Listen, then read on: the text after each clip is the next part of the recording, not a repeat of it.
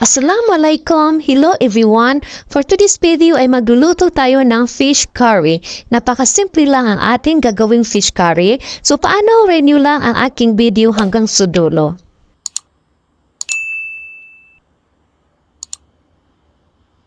Magsala muna na tayo ng ating kawali. Painitan muna natin ang ating kawali bago tayo maglagay ng mantika. So kapag mainit na, maglalagay tayo ng mantika. So ang gagamitin ko ay olive oil. So ilalagay na natin ang ating onion.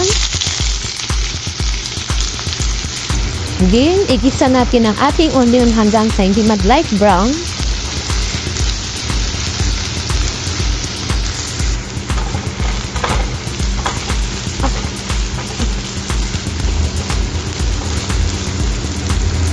So kapag nag-change na ng texture ang ating onions, ilalagay natin ang ating minced garlic.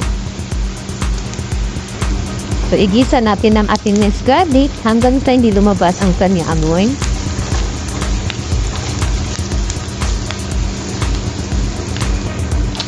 Maglalagay tayo ng coriander powder, 1 tablespoon of coriander powder, half teaspoon of turmeric powder, chili powder, half teaspoon of cashmere powder, chili cashmere powder.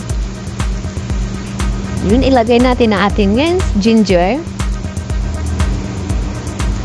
Then haluin natin.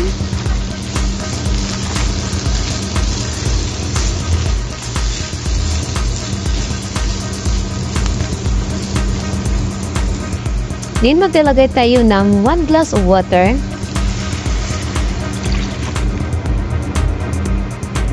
Then maglagay din tayo ng salt to taste. 1 tablespoon of curry powder. And then haluin natin.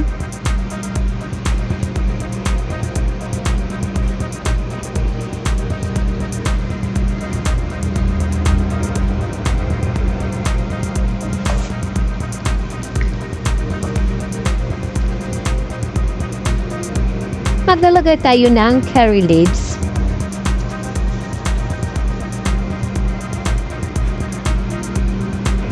Then mix natin para lumabas ang amoy ng ating curry leaves. So ito yung isda na gagamitin ko para sa fish curry. Then ilalagay na natin ang ating isda.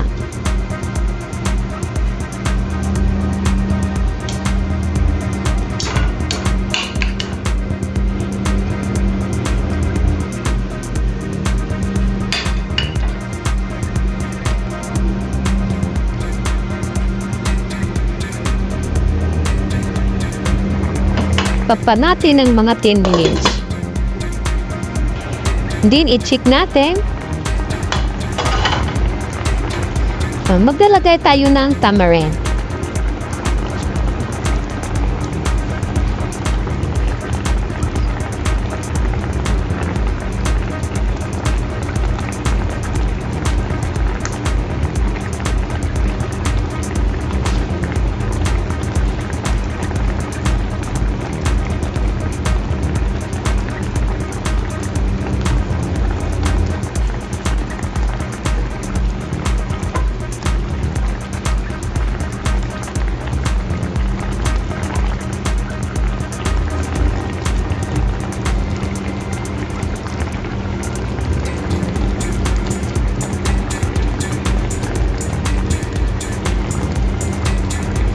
So, tapos na guys ang ating fish curry.